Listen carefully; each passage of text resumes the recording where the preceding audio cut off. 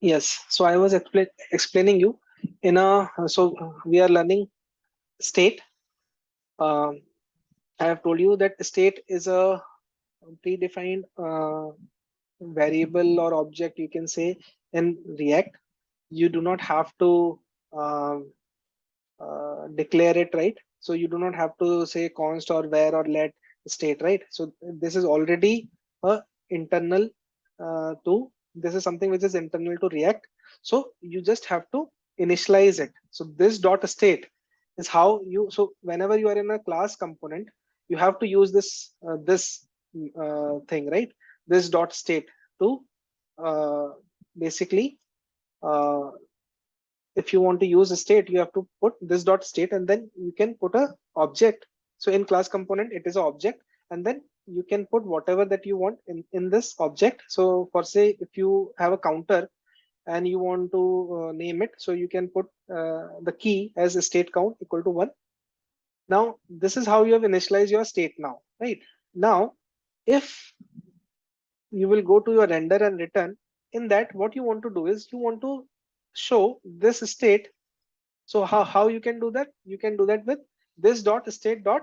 So if you want to have display only that counter, so you will put the key here, right? This dot state count, right? Now, say if you have this one button, okay. So I will just show you this button. So there are two buttons in this. One is increase the normal counter and increase the state counter. So right now we are only talking about the state counter, right? So we have made this button, and on click we have passed this dot inc state handler. So in class component we need to use this to basically use any method which is there inside our class here, right? So if we have defined the handler with increase state handler, okay. So this is our function, this is the name of our handler to increase the state. So if we need to reference it here, we need to use it as this dot increase state handler, okay. Now what exactly is happening in this function is, if you will go this here, if you go here in this, so there are two things in which there are two ways in which you can update the state.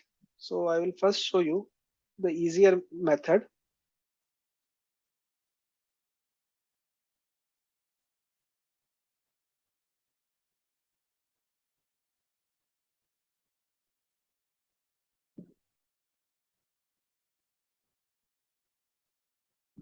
So in this increase state handler, what I am doing, I am calling this dot set state. So if you need to increase the state, uh, anything inside the state, you need to call a function called as set state. I told you last time the concept regarding uh, shallow merge, right? So what happens is, whenever you need to change the state, you need to call this dot set state. I also told you you cannot use something like this.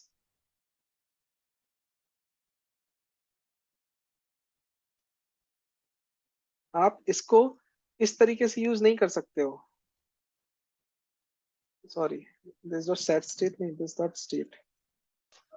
Dot state count, ठीक है, is equal to, अगर ये आपका एक normal object होता तो आप बोलते कि सर ऐसे भी तो कर सकते हैं इसको, करेक्ट. आप बोलते नहीं बोलते कि ये नॉर्मली अगर आपका ये एक नॉर्मल ऑब्जेक्ट होता है स्टेट, ठीक है, तो आप क्या बोलते, दिस डॉट स्टेट काउंट करो ये, और इसकी वैल्यू दिस प्लस वन कर दो. अभी वन वन है वैल्यू, यहाँ पे वैल्यू वन आई, वन प्लस वन कर दो, टू हो जाएगी इसकी वैल्यू, राइट. इसमें क्या गलती है? इसमें गलती ये है कि जब भी आप इसको इस तरीके से एग्जीक्यूट करोगे, तो रिएक्ट को पता नहीं लगेगा कि आपने स्टेट को अपडेट किया है, और वो बैकग्राउंड में जो चेक रखता है कि आपका स्टेट चेंज हुआ है या नहीं हुआ है, वो नहीं रख पाएगा, और उस वजह से react will not work properly. So what react has given you is, instead of doing this, which react will not consider as a state update, uh, uh, basically will not consider as a state update, it has given you a method which is set state. So अगर आपको ये change करना रहता है तो आप क्या करते हो, आप बोलते हो दिस डॉट सेट स्टेट, और उसके अंदर आप बेसिकली जो भी आपका की है यहाँ पर, आप यहाँ पे इस तरीके से ऑब्जेक्ट बनाते हो, उसके अंदर जो भी आपको आपका की है, उस की के अंदर जो भी वैल्यू अपडेट करनी रहती है वो आप अपडेट कर देते हो यहाँ पे। तो अभी आपने स्टेट काउंट यहाँ की दिया, और उसके अंदर आपने क्या किया, this dot state dot set count plus 1 कर दिया आपने। ठीक है, सो इससे क्या हुआ, उसने अभी वाली जो भी उसकी स्टेट थी जो कि 1 थी वो देखी, उसके बाद उसने +1 कर दिया। नेक्स्ट टाइम जब वो आएगा वो बोलेगा मेरा अभी 2 है, तो 2 में +1 करना है मुझे, और वो सेट काउंट में डाल देना है। तो वो इस तरीके से आपका सेट स्टेट काम करता है। So whenever you need to update a state in class component, you need to use a this dot set state method, और उसके अंदर आप इस तरीके से की के सामने जो भी आपको वैल्यू डालनी है वो डाल सकते हो। अब मैंने आपको बताया था इसके अंदर अगर आपका एक नेम भी है यहाँ पर, और नेम सोचो कि कविता करके यहाँ पे एक नेम है, राइट। अगर अगर आपका ये कविता करके जो नाम आ रहा है, तो शैलो मर्ज का मतलब क्या होता है, अगर आपने स्टेट काउंट की वैल्यू को 1 से 2 किया है, तो आपका ये जो नाम है कविता, ये ऐसा का ऐसा ही रहेगा। ऐसा नहीं है कि आपने पूरा का पूरा ऑब्जेक्ट चेंज कर दिया, आपने शैलो मर्ज किया है। शैलो मर्ज मतलब आपने जो आपको की वैल्यू पेयर चेंज करना था, आपने सिर्फ वही की वैल्यू पेयर चेंज किया है यहाँ पे, जो नहीं करना था वो चेंज नहीं हुआ है। तो अगर आप इसके अंदर कविता करके जो नाम है वो अगर आप डिस्प्ले कराओगे तो वो बाद में भी सेम ही रहेगा, वो चेंज नहीं होगा। ओके, सो ये होता है आपका शैलो मर्ज। अब दिस डॉट सेट स्टेट जो मेथड है आपका, इसको अपन दो तरीके से यूज कर सकते हैं। ठीक है, अब दो तरीके से यूज क्यों करना है पहले मैं आपको वो बताता हूँ। ठीक है, पहले मेथड में आपका बहुत सिंपल होता है, इसमें आप डायरेक्टली आपका जो ऑब्जेक्ट होता है उसका आपकी वैल्यू पेयर इस तरीके से पास करते हो और वो आपकी वैल्यू चेंज कर देता है। करेक्ट। अभी हम एक चीज देखते हैं यहाँ पे जाके। अब मैंने जब काउंटर की वैल्यू, मैं इसको मैं सिरे से चालू करता हूँ।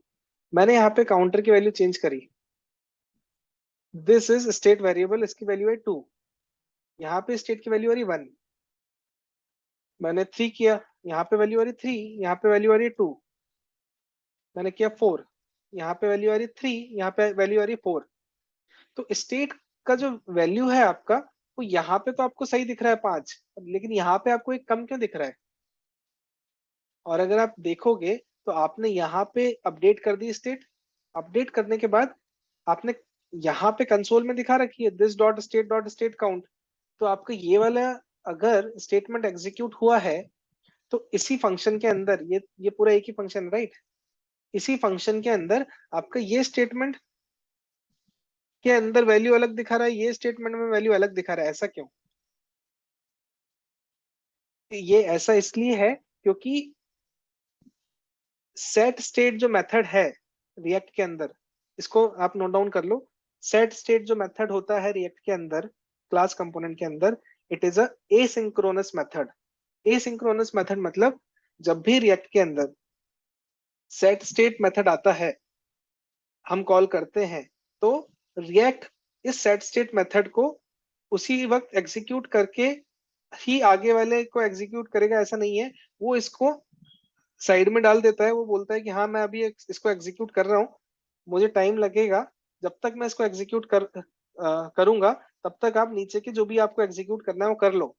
तो ये इसके अंदर जो एग्जीक्यूट होके वैल्यू इंक्रीज होनी थी, वो होने के पहले उसने ये जो कंसोल पे दिखाना था दिखा दिया, और उसके बाद फिर ये चीज जब एग्जीक्यूट हुई तब उसने आपका रेंडर के अंदर जब आपको दिखाना था तब उसने बाद में वो चीज को कॉल किया। तो इसीलिए आपका कंसोल के अंदर जो वैल्यू है वो आपका एक कम दिख रहा है, और क्योंकि वो अपडेटेड वैल्यू उसने नहीं दिखाई, यहाँ पे स्टेट काउंट की वैल्यू जो भी आई थी उसको एंटर हुई थी वही उसने दिखा दी। उसके बाद आपका कोड कहीं नीचे होगा, और तब उसने यहाँ पे स्टेट की वैल्यू अपडेट करी है before updating the DOM, before updating this whole DOM, उसने तब ये चीज को एग्जीक्यूट किया है। तो आपका सेट स्टेट जो है it is a asynchronous function. Asynchronous मतलब वो लाइन में जैसे एक एक करके जो अपने लाइन कैसे अभी जावास्क्रिप्ट में कैसे एक एक करके एग्जीक्यूट होता है, राइट। लेकिन जो एसिंक्रोनस फंक्शन है वो आपके एक एक करके लाइन में एग्जीक्यूट नहीं होते। ठीक है, अभी आपका क्या हुआ इससे, आपका आपको तो समझ में नहीं आया, आपने तो यार डिबगिंग के लिए स्टेट की वैल्यू डाल रखी थी। आपको तो समझ में नहीं आ रहा कि how this value is different and this value is different. So if you need, there are two things now. If you need to display something on console, or if you need to do some step after this is updated, तो उसके लिए आप क्या करोगे, वो आपका एक point है। और दूसरा, अगर आपको प्रीवियस स्टेट यूज करना है उसके लिए आप क्या करोगे।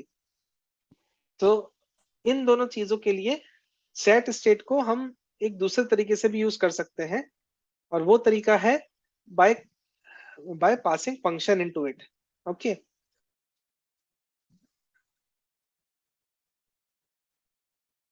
ओके, सो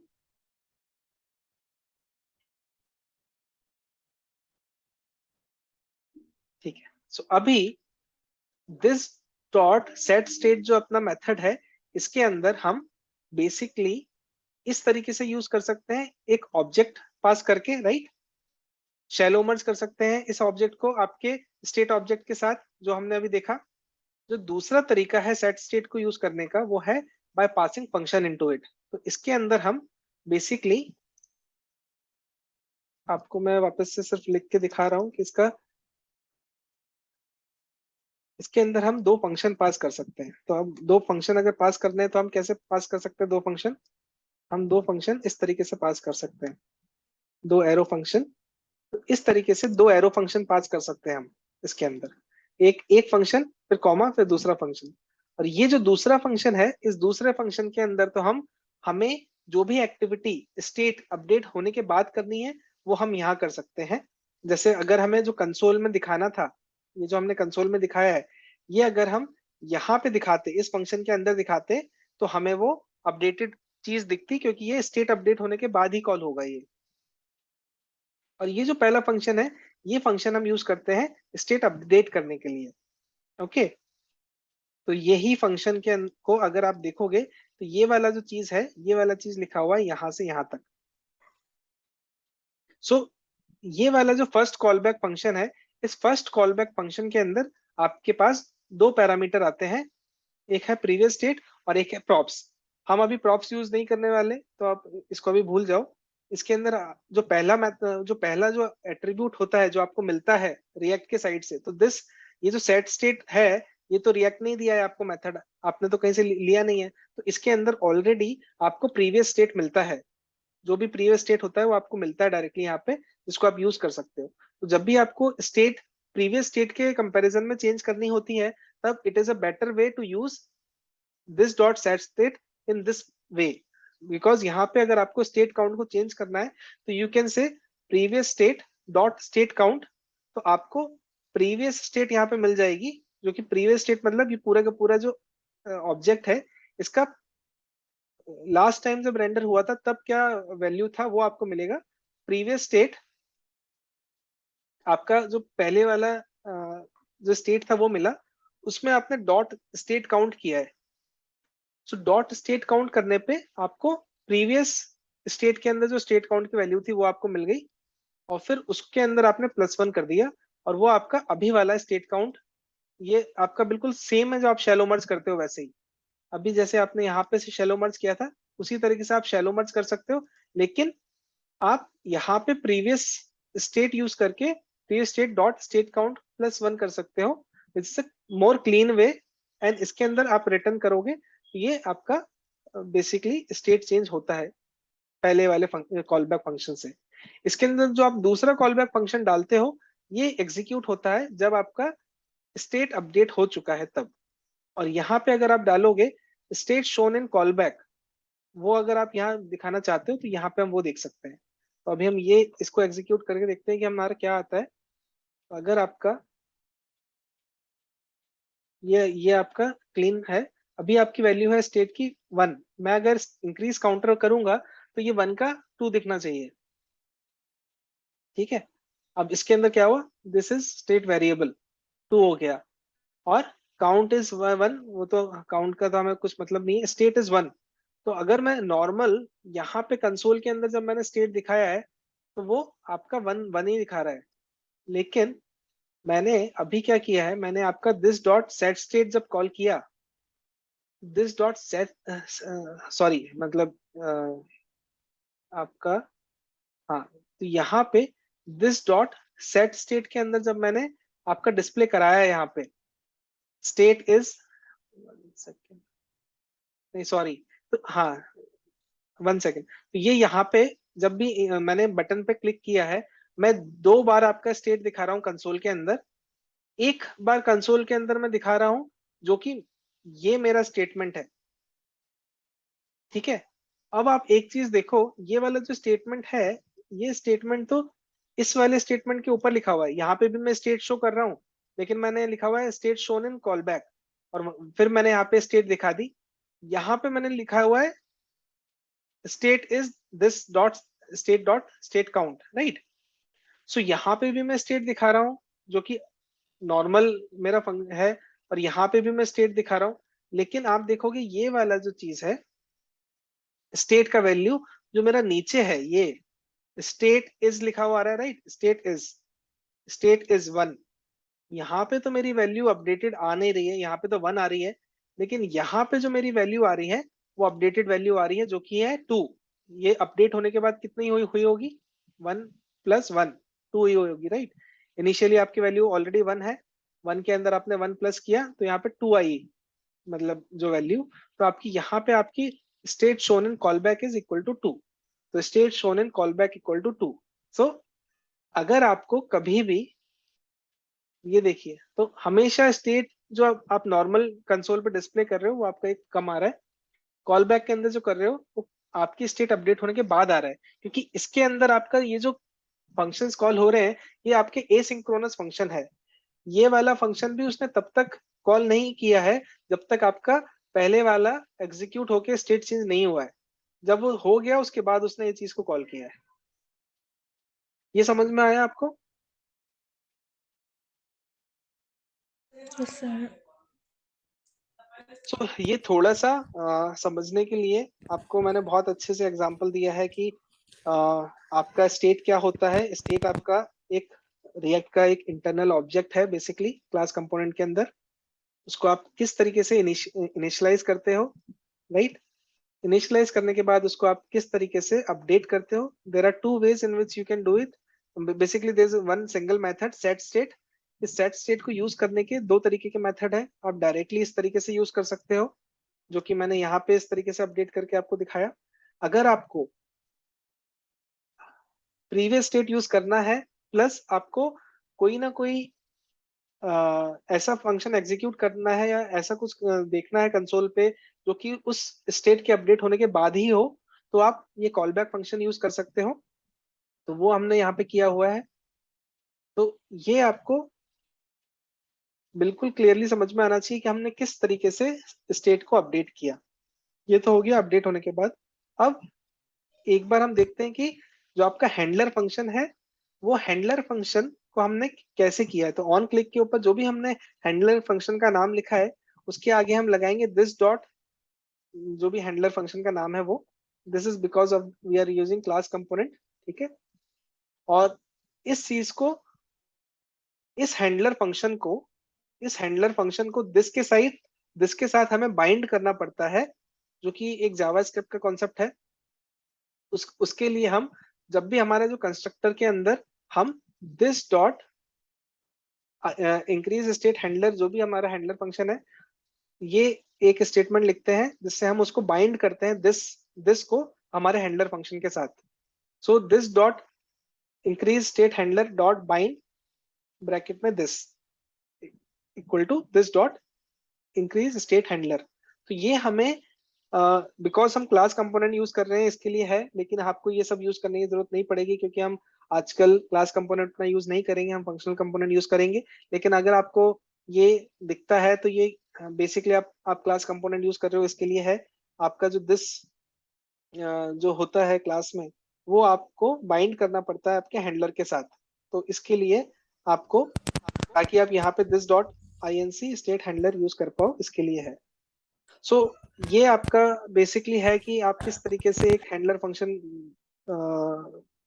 यहाँ पे कॉल करोगे, मतलब रेफरेंस दोगे इसको ऑन क्लिक को एक हैंडलर फंक्शन का।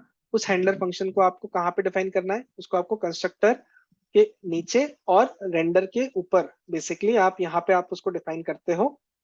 और इसको डिफाइन करने के बाद आपको उसको अगर कॉल करना रहता है तो आप दिस डॉट, वो जो भी हैंडलर का नाम है उसको अगर आप बोलोगे तो वो बेसिकली ऑन क्लिक के ऊपर आपका एग्जीक्यूट होता है। सो दिस इज ऑल अबाउट कि आपका स्टेट कैसे इनिशियलाइज करना है, जो कि कंस्ट्रक्टर के अंदर होता है।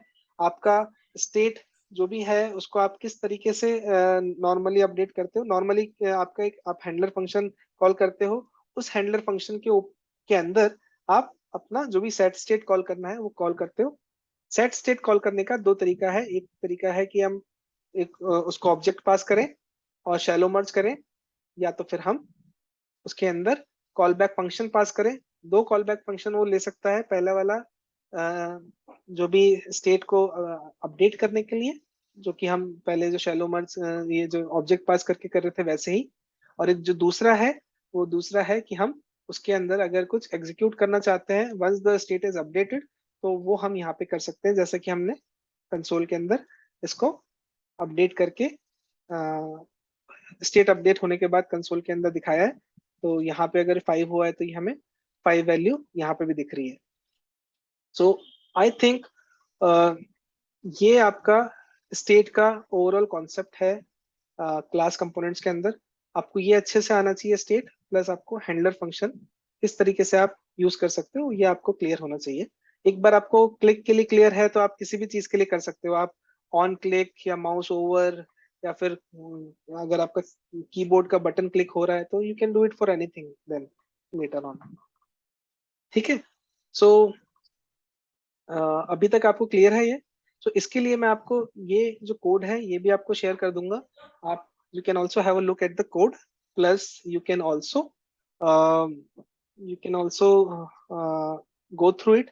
एंड मैं आपको जो टास्क दे रहा हूँ वो टास्क करके देखना आप। सो पहला जो आपका टास्क होगा वो तो मैंने आपको दे ही दिया है कि आपको मैप मैप और फिल्टर यूज करना है। सेकंड जो आपका आज का टास्क है वो बेसिकली स्टेट और हैंडलर फंक्शन पे है। तो इसके अंदर आपको क्या करना है, आपको दो कंपोनेंट बनाने, काउंट एंड उसके अंदर उस स्टेट के अंदर आपको काउंट करके एक डिफाइन करना है वैल्यू, और एक आपको की वैल्यू नेम से डिफाइन करना है। तो काउंट कोलन आप कुछ डिफाइन कर सकते हो 1, और नेम के अंदर आप अपना खुद का जो भी नाम है वो लिख सकते हो। ठीक है, यहाँ पे मैं टैग गुरु लिख देता हूँ बस। ठीक है। और आपको क्या करना है, आपको दो बटन्स बनाने हैं। इन दोनों बटन्स को जैसे ही आप कुछ भी चेंज करते हैं तो वो दोनों बटन्स के ऊपर एक बटन से आप क्लिक करेंगे तो काउंट चेंज होना चाहिए। दूसरा बटन अगर आप चेंज करते हो तो ये टैग गुरु का जो नाम है वो चेंज होके कुछ और हो जाना चाहिए। ठीक है। तो ये आपका दूसरा टास्क रहेगा आज का। सो ये दोनों टास्क बहुत अच्छे से करो आप, क्योंकि ये आज जो मैंने कॉन्सेप्ट आपको पढ़ाए हैं, मैप फिल्टर, ये भी बहुत स्ट्रॉन्ग कॉन्सेप्ट है। ये मैंने आज इसलिए पढ़ा दिया क्योंकि आपको मैंने ये भी काइंड ऑफ रिवीजन था आपके लिए। मैप मैंने आपको पहले पढ़ाया हुआ है लास्ट क्लास में। स्टेट और हैंडलर फंक्शन यूज कैसे करते हैं, स्टेट क्या है रिएक्ट के अंदर, इसके लिए हम बहुत इन डेप्थ गए हैं इसके अंदर। तो आई होप कि आपको ये क्लियर हो। अब आप मुझे बताओ, अभी मैंने आपको जो पढ़ाया है ये आपको क्लियर है? आप यही इतना ही करना चाहोगे अभी, या मैं आपको आगे और पढ़ाऊँ आज? बिकॉज मुझे लगता है ये काफी हैवी कॉन्सेप्ट पढ़ाए हैं मैंने। तो मे बी आई थिंक कि we can stop the class today on these topics. अगर आपका कोई डाउट है तो वो आप मुझसे पूछ लो अभी।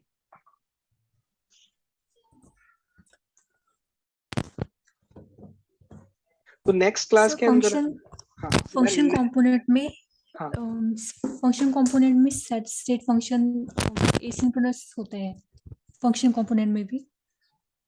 हाँ, तो अभी फंक्शन कंपोनेंट का अभी भूल जाओ। अभी पहले क्लास कंपोनेंट समझ लो, क्योंकि एक बार क्लास कंपोनेंट समझ लोगे उसके बाद अपन फंक्शन कंपोनेंट्स पे जाएंगे।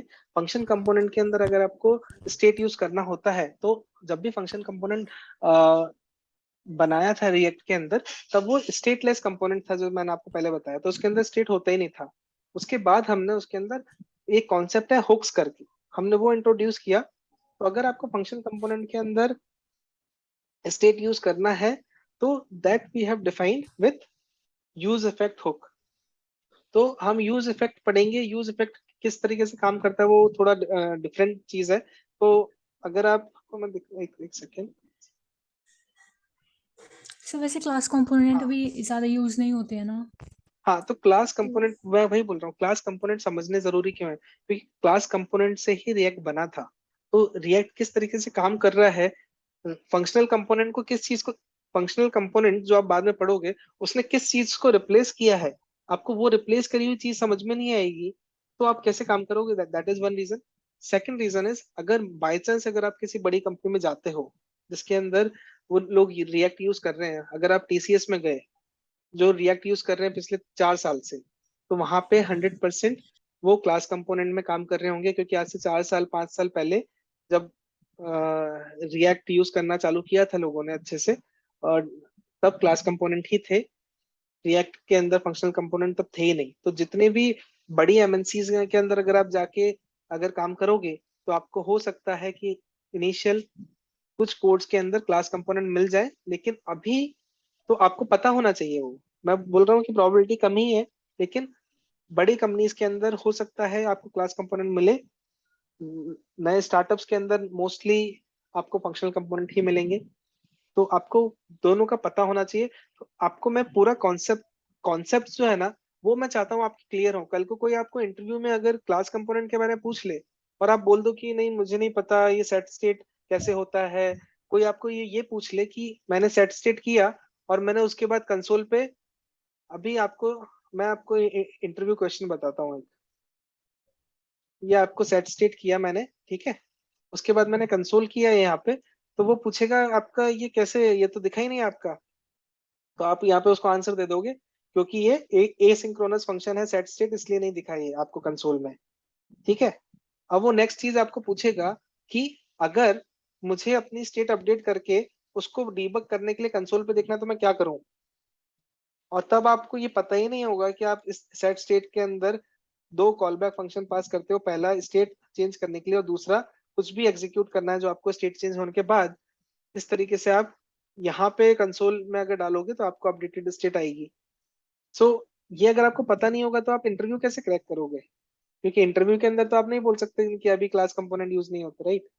सो इसलिए क्लास कंपोनेंट समझना जरूरी है। हम क्लास कंपोनेंट के अंदर बहुत डिटेल में नहीं जाने वाले हैं। अगर आपको इतना समझ में आया है, दिस इज गुड इनफ। इससे ज्यादा लोग और ज्यादा डिटेल में जाके आपसे अभी इंटरव्यू के अंदर नहीं पूछेंगे, क्योंकि उनको भी पता है कि उससे ज्यादा यूज नहीं होगा। लेकिन ये बेसिक चीजें हैं जो they might expect you to know, कि ये इनिशियल क्लास कंपोनेंट के जो कॉन्सेप्ट है वो आपको पता है कि नहीं पता है। आपको शैलो मर्ज के ऊपर obviously, shallow merge is a concept जो कि बहुत बार पूछा जाता है कि शैलो मर्ज क्या है। मेरे लास्ट वाले लेक्चर को आप वापस से सुन सकते हैं, I have explain you in detail कि शैलो मर्ज क्या है, मैंने एग्जांपल लेके भी आपको दिखाया था। So you should be very well aware कि शैलो मर्ज क्या होता है। शैलो मर्ज मतलब कि अगर आपके इसके अंदर स्टेट ऑब्जेक्ट के अंदर मल्टीपल आइटम्स हैं, तो उन आइटम्स में से आप किसी एक को ही चेंज करोगे और दूसरे आपके स्टिल वैसे के वैसे ही रहेंगे। पूरे का पूरा आपका स्टेट नया नहीं हो जाता, आपका सिर्फ शैलो मर्ज होता है। जितने की वैल्यू पेयर आप चेंज करते हो उसके अंदर, वही आपके चेंज होते हैं। So this is the reason why you should know class component. देखो आप मुझसे पढ़ ही रहे हो, तो you should very well be aware कि क्लास कंपोनेंट भी क्या होते हैं ना। तो अभी जब हम प्रोजेक्ट करेंगे, तो हम प्रोजेक्ट के अंदर we will not go in much more detail कि फंक्शन कंपोनेंट से ही कि हम क्लास कंपोनेंट को बिल्कुल छोड़ देंगे। हम क्लास कंपोनेंट से भी वो जो भी प्रोजेक्ट है वो करेंगे, और फिर उसको फंक्शनल कंपोनेंट के अंदर कन्वर्ट करके भी हम उस पूरे प्रोजेक्ट को करेंगे। तो आपको एक बहुत अच्छा आइडिया होगा क्लास और फंक्शनल दोनों कंपोनेंट्स को यूज करने का। और अगर आप वो कर पा रहे हो, तो basically if you are able to understand React और वो कैसे काम कर रहे हैं, कंपोनेंट्स कैसे काम कर रहे हैं, कैसे आपको इंटरेक्ट करना है एक दूसरे कंपोनेंट से, तो most of the things are done then, मतलब that is the core part जो which you should understand.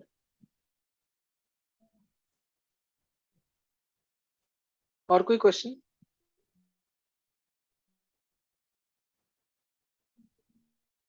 Sir states की जरूरत क्यों पड़ी जब वेरिएबल्स थे? तो रिएक्ट में वेरिएबल अलग तरह से काम करते हैं क्या? हाँ, तो अभी रिएक्ट के अंदर उन्होंने क्या बोला ना, रिएक्ट के अंदर उन्होंने बोला कि हम आपको यूआई पे जो भी डिस्प्ले कराना है ना, तो उन्होंने क्या बोला, एक सेकेंड,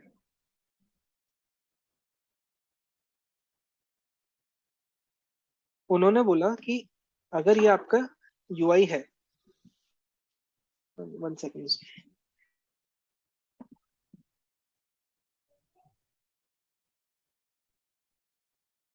सो अगर आप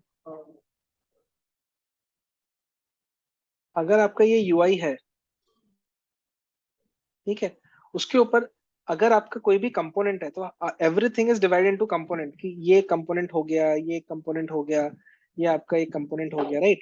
सो there are different different components in a React model, right? React के अंदर एवरीथिंग इज कंपोनेंट। सो उन्होंने क्या बोला, कंपोनेंट के अंदर अगर आपको कुछ भी चीज चेंज करनी है ऑटोमेटिकली, तो एक चीज तो क्या है कि ये जो एक कंपोनेंट है, ये कंपोनेंट किसी एक पेरेंट कंपोनेंट का पार्ट हो सकता है, और ये पेरेंट कंपोनेंट के अंदर कुछ, ये पेरेंट कंपोनेंट इसको कुछ चीज पास कर सकता है। तो जब कोई वैल्यू इसके अंदर पास करी जा रही है तो उसको इन्होंने बोल दिया प्रॉप्स, ठीक है? और इस कंपोनेंट के अंदर इंटरनल जो एक लोकल चीज जो चेंज हो सकती है कभी कभी भी, और उस चेंज की वजह से इसके ऊपर जो भी दिख रहा है हमें, वो चीज अगर हमें चेंज करना है तो उस चीज को उन्होंने बोल दिया, ये चीज होगी हमारे लिए state. So state is local to React component, and React जब वो बना रहे थे तब उन्होंने सोचा था कि जब भी हमें रेंडर करना है हमारा कंपोनेंट, वो हम यूजर के हाथ से अपने हाथ में ले लेंगे, यूजर को बोलेंगे जो चीज तुम्हारी चेंज होती है तुम उसको एज अ स्टेट डिफाइन कर दो। जो भी आपकी लोकल है कंपोनेंट के अंदर, कोई अगर आपकी कंपोनेंट के अंदर अगर कोई भी एक लोकल चीज है जो कि आपकी, जब भी जो भी चेंज होने वाली है उसको आप स्टेट की तरह डिफाइन कर दो, और जब भी ये स्टेट चेंज होगा हम अपने आप ही उसको चेंज कर देंगे, हमारे डिस्प्ले के ऊपर हम अपने आप ही चेंज कर देंगे उसको, आपको ध्यान रखने की जरूरत नहीं है। तो हम हमारे रिएक्ट कंपोनेंट्स के अंदर जितनी भी चीजें चेंज होने वाली हैं हमारे कंपोनेंट के अंदर, हम उसको एज अ स्टेट डिफाइन करते हैं, और एंड रिएक्ट ऑटोमेटिकली वो चेंज होने के ऊपर चेक करता है कि अच्छा ये चीज चेंज हो गई है, मुझे अब इसको अपने डॉम पे चेंज करके दिखाना है, तो वो उस एक सिंगल स्टेट वैल्यू को जो चेंज हुई है उसी को दिखाता है। अगर आपकी मल्टीपल अगर स्टेट्स हैं तो वो उस स्टेट वैल्यू को जो चेंज हुई है उसी स्टेट वैल्यू को चेंज करके दिखाएगा। सो ये एडवांटेज है हमारा रिएक्ट यूज करने का, कि रिएक्ट ऑटोमेटिकली चेक करता है कि हमारा क्या स्टेट चेंज हुआ है और उस स्टेट को हमारे डॉम पे या ब्राउजर के ऊपर दिखा देता है, हमें उसको दिखाने की जरूरत नहीं पड़ती। और अगर आप रिएक्ट के अंदर एक नॉर्मल वेरिएबल यूज करोगे तो that is something which React do not want you to do. आप कभी भी एक ग्लोबल वेरिएबल यूज नहीं करोगे अगर आप एक अच्छा क्लीन कोड लिखना चाहते हो, जैसे कि ये जो मैंने लिखा है यहाँ पे, var count 1 equal to 1, this makes this whole component a impure component. Impure component मतलब कि ये चीज अगर आपका क्लास आपके कंपोनेंट के अंदर रहती तो ठीक है कि वो कंपोनेंट के अंदर रह के अगर चेंज हो रही है, लेकिन अगर वो इस तरीके से एक ग्लोबल वेरिएबल है तो ये इस पूरे कंपोनेंट को एक इम्प्योर कंपोनेंट बना देता है। तो रिएक्ट चाहता है कि जब भी आप कोई चीज आपके कंपोनेंट के अंदर चेंज होने वाली है तो उसको आप स्टेट यूज करके ही डिफाइन करो, ताकि रिएक्ट को ऑटोमेटिकली पता चले, वो ऑटोमेटिकली चेक कर ले कि हाँ ये स्टेट वेरिएबल अभी चेंज हुआ है, और ये अगर चेंज हुआ है तो मुझे इसको डॉम के ऊपर रेंडर करना है, या मुझे अभी ये चेंज स्टेट है तो ये मेरे को दिखानी है। फॉर एग्जाम्पल, अगर आपने एक पूरे के पूरे इसके ऊपर एक क्लॉक बना दी, और इस क्लॉक के अंदर आप जो भी टाइम है, टाइम पास कर रहे हो इसके अंदर, जो आपका दिखा रहा है 2:15 PM, राइट, ये आपका दिखा रहा है कोलन समथिंग 30, ये 30 सेकेंड है, ये मिनट है, ये आर है। तो हर एक सेकंड के अंदर अगर आप अपने स्टेट की वैल्यू को चेंज कर रहे हो, तो आपका ये 30 का है, ये 30 का 31 होते जाएगा, ये ऑटोमेटिकली चेंज होगा, क्योंकि रिएक्ट ऑटोमेटिकली आपके स्टेट को चेक कर रहा है कि आपका प्रीवियस स्टेट और अभी वाला स्टेट अलग है तो वो वापस से रेंडर कर रहा है और आपका डॉम पे दिखा रहा है। अगर ये आप नॉर्मल वेरिएबल के अंदर आप लिखोगे तो रिएक्ट को कोई मतलब नहीं है, वो आपका कभी रेंडर नहीं करने वाला ये चीज, उसको कोई मतलब नहीं आएगा कि ये मुझे चेंज करना है नहीं करना है, right. So this is the reason. और ये मैं आपको यहाँ पे एक चीज करके भी दिखाता हूँ, चलो। तो ये आप, हाँ बोलो। रेंडरिंग की वजह से हाँ स्टेट तो, की जरूरत पड़ती है। हाँ बोलो, वापस बोलो। मतलब रेंडरिंग की वजह से स्टेट की जरूरत पड़ती है, हाँ क्योंकि नॉर्मल वेरिएबल रेंडर नहीं होगा, पर हाँ उसकी यस, वैल्यू चेंज हो जाएगी। रिएक्ट के अंदर रिएक्ट आपको फैसिलिटी देता है, ऑटोमेटिकली वो रेंडर करेगा स्क्रीन के ऊपर जब भी आपका स्टेट चेंज होता है। तो रिएक्ट चाहेगा कि आप इस तरीके से कोड लिखो कि आपके जितने भी वेरिएबल जो एक कंपोनेंट के अंदर, या इंटरनल टू कंपोनेंट है, या local component, local sorry element, या लोकल कुछ है कंपोनेंट के अंदर जो चेंज हो सकता है, उसको आप एज ए स्टेट डिफाइन करो, ताकि वो स्टेट को ऑब्जर्व करते रहे और उस ऑब्जर्व होने के ऊपर ऑटोमेटिकली चेंज कर दे। तो that is the reason why you should use it in state. अगर आप नॉर्मल कंपोनेंट को यूज करते हो यहाँ पे, राइट, और अगर मैं यहाँ पे एक आपको चीज दिखाता हूँ करके, मान लो यहाँ पे स्टेट करके कोई वेरिएबल है ही नहीं, ठीक है। अब मैं यहाँ पे से स्टेट हटा देता हूँ, ठीक है, यहाँ से भी स्टेट हटा देता हूँ, यहाँ से स्टेट हटा देता हूँ, यहाँ से भी स्टेट हटा देता हूँ, ठीक है, ठीक है, और यहाँ से मैं बटन भी हटा देता हूँ। अब मैं इसको कॉल करता हूँ, कुछ तो इशू आया है।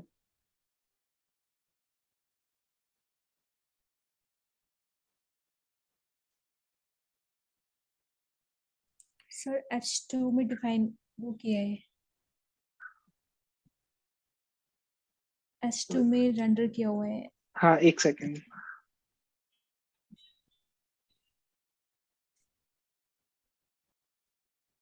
ठीक है, ये सब हटाने के बजाय मैं सिर्फ यही चीज एक हटा सकता हूँ, जो कि स्टेट यहाँ दिख रहा है अपना, और ये एक हटा सकता हूँ, वो फंक्शन ही कॉल नहीं होगा यहाँ से, ठीक है। सो यहाँ पे अभी मैंने क्या किया, मैंने अपना एक और जो बटन था जो स्टेट के लिए था वो हटा दिया है, और मैं जो स्टेट डिस्प्ले कर रहा था वो हटा दिया है। तो अब यहाँ पे ये जो है स्टेट मैंने डिफाइन किया, लेकिन मैं कभी यूज ही नहीं किया इसको स्टेट को, ठीक है। और मेरा जो सेट स्टेट मेथड है वो भी मैंने कहीं कॉल नहीं किया है, क्योंकि वो हैंडलर में कॉल हो रहा था और मैं हैंडलर के अंदर वो पास ही नहीं कर रहा हूँ फंक्शन, तो ऑन क्लिक के ऊपर वो हैंडलर पास ही नहीं कर रहा हूँ, तो वो भी नहीं हो रहा है। अब मेरा जो बाकी कोड है ना, ये देखो आप, इसके अंदर एक वेरिएबल है count1। इस count1 को मैं यहाँ रेंडर करके क्या कर रहा हूँ, count1 को डिस्प्ले कर रहा हूँ, और ये count1 को मैं, एक हैंडलर है मेरा, ये हैंडलर फंक्शन क्या करता है, ये मेरा हैंडलर फंक्शन है काउंट के लिए। इस काउंट को मैं count+1 करता हूँ, और मैं काउंट को डिस्प्ले कर रहा हूँ, और मैं इसको भी डिस्प्ले करा सकता हूँ, क्योंकि मैंने स्टेट डिफाइन तो कर ही रखी है, वन वैल्यू ही आएगी हमेशा, बस मैं सेट स्टेट कभी कॉल नहीं कर रहा हूँ, ठीक है। सो यहाँ पे काउंट की वैल्यू हमेशा चेंज होती जा रही है, राइट, और मैं काउंट की वैल्यू यहाँ पे आपको दिखा भी रहा हूँ, लेकिन अगर आप यहाँ देखोगे तो ये डॉम पे कभी आएगा ही नहीं, देख रहे हो आप, यहाँ पे आपको दिख रहा है काउंट की वैल्यू चेंज हो रही है, काउंट की वैल्यू 6 हो गई, 5 हो गई, 6 हो गई, 7, तो काउंट की वैल्यू भले चेंज हो रही है आपकी, लेकिन वो स्क्रीन पे कभी रेंडर ही नहीं हुआ। Can you see this?